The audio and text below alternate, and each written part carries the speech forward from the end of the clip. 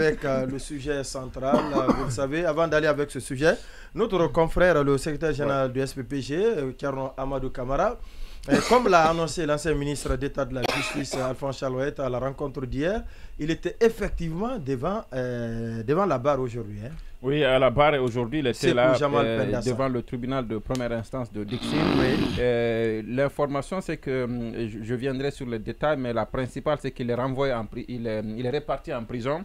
Le procès est renvoyé au 23 février. Ça doit être la semaine, non, pas la semaine prochaine, ça doit être...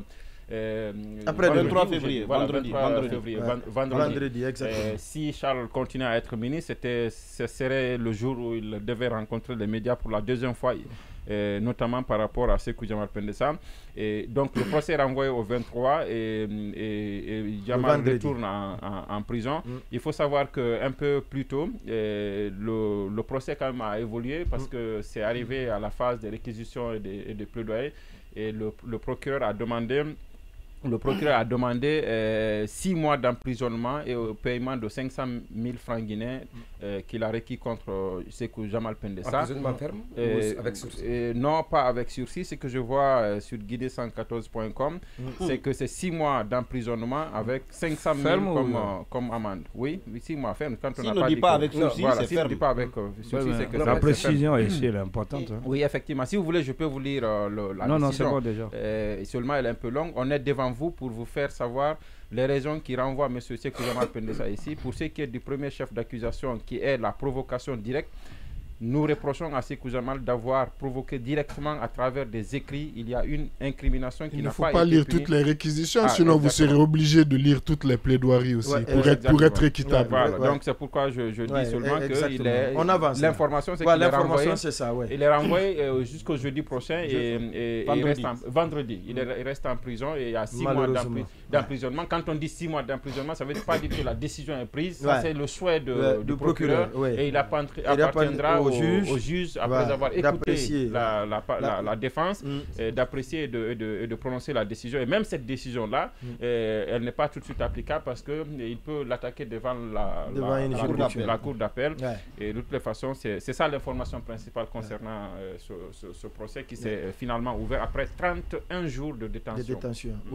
Oui, je pense que au regard de l'évolution du dossier Pendessa, on peut tous convenir dans ce studio, puisque Charles n'est plus aux affaires, personne ne peut lui imputer cette responsabilité. Parce que dans un passé récent, ce que la presse disait, Charles est celui qui a mis Pendessa en prison. Aujourd'hui, Charles n'est plus ministre, donc Pendessa continue de croupir en prison.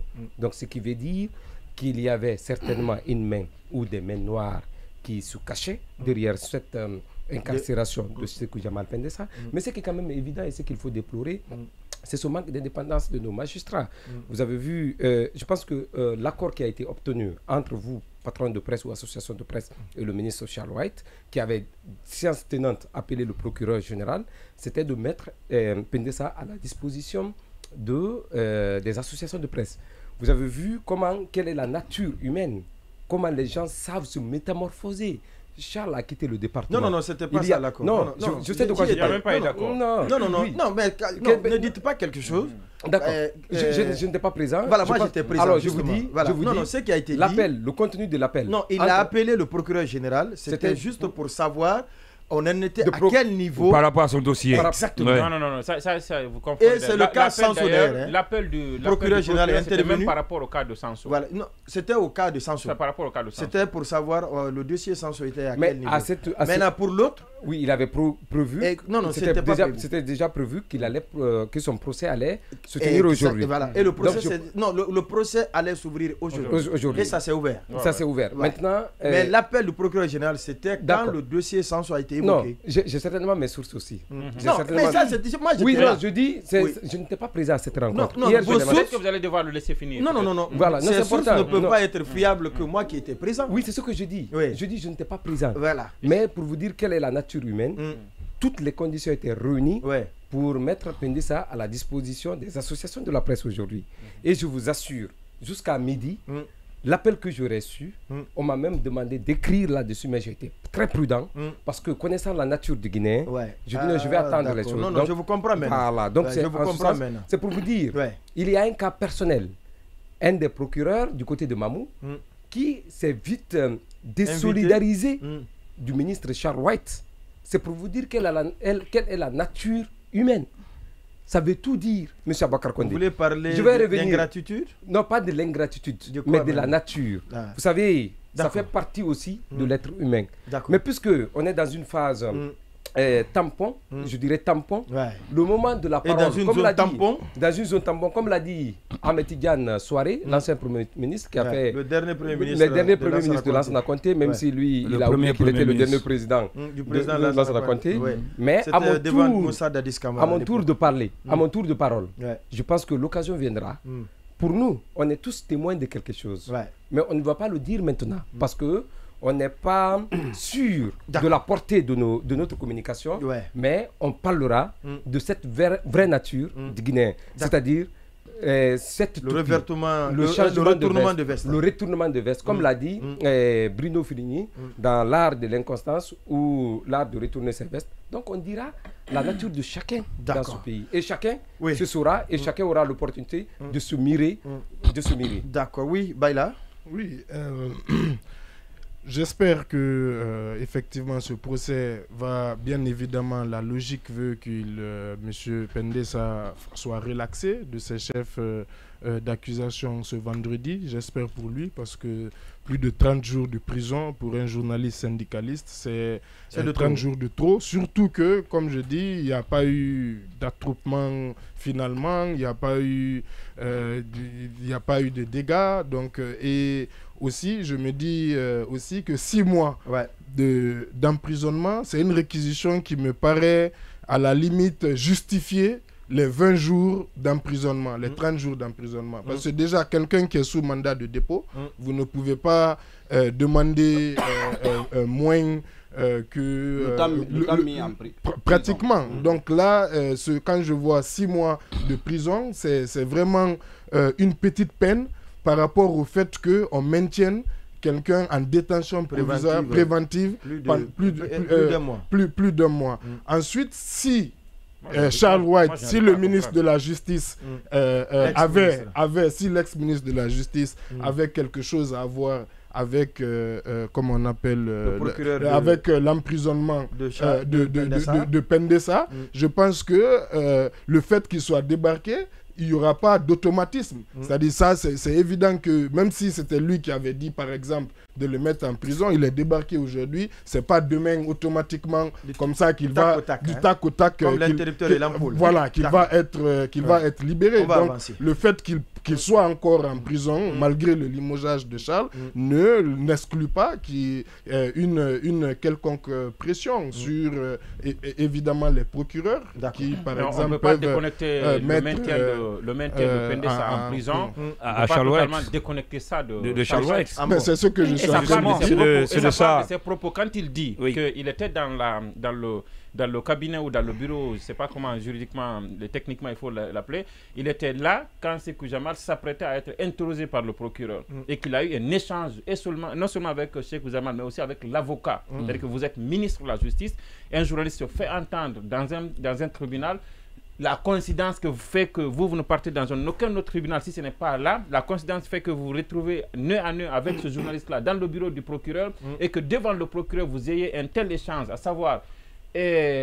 parce que ça, je tiens de lui, c'est lui qui l'a dit dans le discours hier, c'est encore sur Facebook.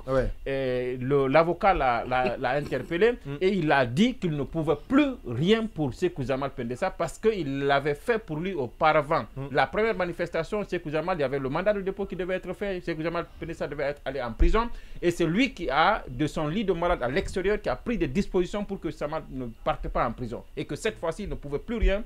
Parce que, apparemment, selon lui, son explication, c'est quelqu'un qui ne comprenait pas et qui continue à défier l'État. Donc, on ne peut pas complètement déconnecter cette je pense que soit vous m'avez pas compris, vous êtes en train de compléter ce que je suis en train de dire. Je voulais dire rapidement. En attendant, il vous complète là. En attendant, prière pour qu'il s'en sorte, comme on l'a dit tout à l'heure. Mais en attendant, moi, je crains beaucoup pour lui parce que je ne dis pas que c'est Charles qui est derrière, mais si c'est lui. alors que nous assistons depuis hier à la dissolution du gouvernement, si c'est lui qui est derrière, il va falloir peut-être qu'il revienne pour pouvoir mettre les choses sur les rails. Prenez l'exemple sur juste un policier qui vous verbalise et qui met votre voiture à la fourrière. Il va amener au commissariat. Tant que lui, il ne vient pas, même si vous trouvez son chef, il ne va pas vous rendre les documents pour que vous puissiez partir. C'est comme ça, la police, la justice, c'est comme ça. Quand quelqu'un a un dossier, il s'est engagé. Si c'est Charles Ourad qui a été à l'origine de l'emprisonnement de Pendessa, il va falloir peut-être que lui, il revienne, surtout en tant que... Non, quand je dis il revienne, c'est-à-dire, bon, en fait... Non, le procureur, il est sous l'autorité aujourd'hui du secrétaire général du ministère. Du secrétaire général du ministère. Mais attention, attention, est-ce qu'il a tous les pouvoirs? On a dit les affaires courantes. On a dit la gestion des affaires courantes. Est-ce que les secrétaires généraux, ils ont tous les pouvoirs comme mais oui, ça a été dit dans le... On a dit non, attention, ils ont dit les affaires courantes. Mais ils ne devaient même pas avoir un pouvoir sur le maintien de quelqu'un en prison. On a dit les affaires courantes. On ne peut pas quand même attendre que Charles retourne aux affaires. Non, quand je dis Charles, je dis ça peut se passer comme ça. Vous ne savez pas comment ça fonctionne. Oui, on va écouter. Oui, allez-y, Boubacar Sansoubari. D'abord, spécifiquement, je pense qu'il n'a jamais été dit que Charles Wright est responsable de l'emprisonnement de Sékou Jamal Pendessa. S'il y a des individus qui peuvent être identifiés comme étant en lien avec ça, c'est plutôt Ousmane Gawal qui a fait une sortie la veille de la manifestation annoncée et le discours de Mori Kondé ce même soir-là. Respectivement, l'ex-ministre de porte-parole du gouvernement et l'ex-ministre de l'administration du territoire. S'il y a un lien matériel à établir entre les membres du gouvernement, les anciens membres du gouvernement et l'emprisonnement de Sékou Jamal Pendessa, c'est ce lien-là qu'on peut faire. Donc à ce niveau, il faut trouver. Donc pour le moment, c'est-à-dire la justice, certes, on a eu beaucoup de problèmes avec la... On a dénoncé beaucoup de dysfonctionnements au niveau de la justice, mais dans le cas de Sékou Jamal, ça n'a jamais explicitement été dit que la responsabilité incombe en tant que telle à Charles Wright. C'est vrai qu'on a trouvé que la coïncidence de son passage au tribunal et le fait que Sékou Jamal était présenté ce jour-là, c'est une coïncidence qui était troublante, mais même à ce niveau, personne n'a dit en tant que tel que c'était lui le responsable. Pour la suite, je suis d'accord avec Baïla, si Charles Wright était d'une façon ou d'une autre mêlé à sa détention, l'annonce de son départ hier ne doit pas automatiquement induire que... Ou ne peut pas. Parce qu'il y a une procédure. Et tout de suite influer sur le cours du procès. C'est même une question de cohérence des magistrats. C'est-à-dire, parce que les magistrats, même s'ils étaient sous pression, ils ont coopéré jusqu'ici. Ce n'est pas parce que Charles Wright est parti hier que tout de suite, ils doivent se dédire, sinon ça devient flagrant. Ils ont besoin de se conformer à ça. On en a parlé dans la deuxième partie hier. Je ne sais pas, mais l'actualité